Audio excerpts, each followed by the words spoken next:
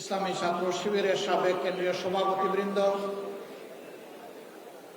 সম্মানিত অতিথিবৃন্দ, foreign guest and dignitaries, সদস্য সম্মেলনের প্রাণ,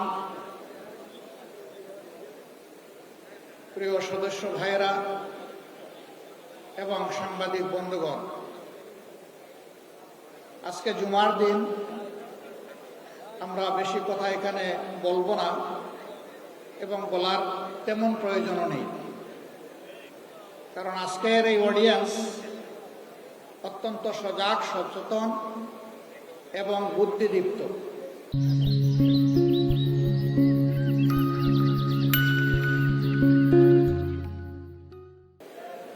দু চারটি কথা বলে ইনশাআল্লাহ আমি বিদায় নেব। আজকের বাংলাদেশ, যে বাংলাদেশটা এখন আমরা দেখছি, এই বাংলাদেশ পেতে ৪৭ থেকে ২৪ পর্যন্ত আমাদেরকে অপেক্ষা করতে হয়েছে। বাংলাদেশকে এই পর্যায়ে আসতে ঢাকা বিশ্ববিদ্যালয়ের মেধাবী ছাত্রনেতা শহীদ আব্দুল মালিক থেকে শুরু করে সর্বশেষ বিপ্লবী শরীফ উসমান হাদি পর্যন্ত অনেককে জীবন দিতে হয়েছে। যুগে যুগে দেশের জন্য, দিনের জন্য লড়াই করে যারা জীবন দিয়েছেন, দেশে কিংবা প্রবাসে যেখানেই হোক, মহান রবের দরবারে দোয়া করি আল্লাহ তাদেরকে মর্যাদাবান শহীদ হিসাবে কবুল করুন।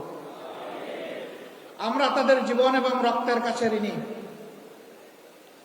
তাদের সাথে আরো যারা লড়াই করে আহত এবং পঙ্গুত্ব বরণ করেছেন, আমরা তাদের প্রতি গভীর শ্রদ্ধা নিবেদন করছি।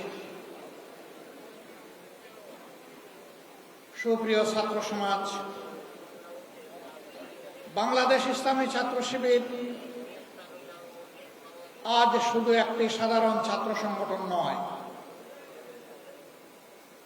কার্যত ২৪-এর বিপ্লব পরবর্তী এই সময়ে বাংলাদেশের আপামর ছাত্র সমাজ তাদের অন্তরের ভালোবাসা দিয়ে এই সংগঠনকে গ্রহণ করার মধ্য দিয়ে এই ম্যান্ডেট দিয়েছে আজ ছাত্র শিবিরকে ছাত্র সমাজের অভিভাবকের দায়িত্ব পালন করতে হবে। আমাদের প্রতিটি শিক্ষা প্রতিষ্ঠানকে চরিত্র গঠন, নৈতিক শিক্ষা, আধুনিক শিক্ষা এবং গবেষণার পূর্বর ক্ষেত্রে পরিণত করতে হবে। দুঃখের বিষয়, ৫৪ বছর ছাত্রদের হাত থেকে কলম কেড়ে নেওয়া হয়েছিল। কোমলমতি ছাত্রদেরকে বিভ্রান্ত করে তাদের হাতে অস্ত্র তুলে দেওয়া হয়েছিল। শিক্ষা প্রতিষ্ঠানগুলো মিনি ক্যান্টনমেন্টে পরিণত হয়েছিল।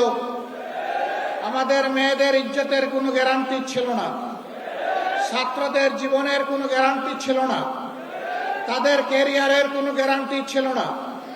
তাদেরকে এই সমস্ত শিক্ষা প্রতিষ্ঠানে পাঠিয়ে মা বাবা সবসময় উদ্বেগ উৎকণ্ঠায় থাকতেন।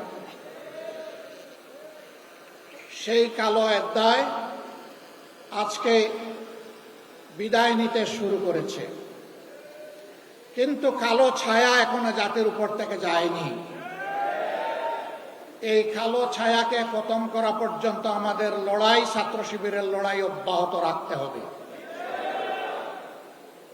আর যাতে শিক্ষা প্রতিষ্ঠানে কলমের বদলে অস্ত্র হাতে না উঠে, মাদকের বোতল হাতে না উঠে, মেয়েদের নিয়ে কোনো ধরনের বাড়াবাড়ি করা না হয়, আমাদের মায়েরা, মেয়েরা শান্তি এবং নিরাপত্তার সাথে তারা যাতে লেখাপড়া করতে পারে, প্রতিটি ছাত্র যাতে তার মেধা বিকাশের জন্য উৎসাহ নিয়ে ঝাঁপিয়ে পড়তে পারে, সেই পরিবেশ সৃষ্টি করার প্রধান দায়িত্ব আজকে ইসলামী ছাত্র শিবিরের উপর অর্পিত হয়েছে। আর ছাত্র শিবিরের জন্ম হয়েছে এই জন্যে যে এরা জাতিকে চরিত্রবান, দেশপ্রেমিক, মেধাবী আগামী দিনের নাগরিক এবং কারিগর তৈরি করে জাতিকে উপহার দেবে। আগামী দিনের দায়িত্ব নেওয়ার জন্য এই ছাত্র সমাজকে আজকে প্রস্তুতি নিতে হবে। আমরা জীবনের একটা পর্যায়ে চলে এসেছি। আমরা যা পেরেছি লড়াই করেছি, বাকি লড়াইয়ের এই রুমাল, এই রিলে রেসের শেষ ডেস্টিনেশন পর্যন্ত শক্ত করে হাতে ধরে সামনের দিকে তোমাকে দৌড়াতে হবে। তুমি সেই ছাত্র শিবির। আজ ছাত্র শিবিরের কাছ থেকে মানুষ যদি হতাশ হয়, যাওয়ার বিকল্প কোনো ঠিকানা এখনো তৈরি হয় নাই। এটি ছাত্রীদের আস্থার ঠিকানায় পরিণত হয়েছে আল্লাহর অশেষ মেহেরবানিতে। এই সম্মান, এই দায়িত্ব উপলব্ধি করে ছাত্র শিবিরের প্রতিটি কর্মী সমর্থককে নিজেদেরকে গড়তে হবে এবং তার সহপাঠীদেরকে গড়ার জন্য দায়িত্ব নিতে হবে। আমরা দেখতে চাই আর কোনো শিক্ষা প্রতিষ্ঠানকে, কোনো শিক্ষককে অপদস্থ করা হবে না, বরঞ্চ ছাত্র এবং শিক্ষকের সম্পর্ক হবে পিতা পুত্রের সম্পর্কের মতো। আমরা সেই পরিবেশটাই দেখতে চাই। অতীত দিনগুলোতে অনেক বেদনাদায়ক দৃশ্য আমরা দেখেছি। এই কাজ যারা করেছেন তারা নিন্দিত হয়েছেন। আবার এই কাজের পুনরুত্থান বাংলাদেশের ছাত্র সমাজ বরদাস্ত করবে না।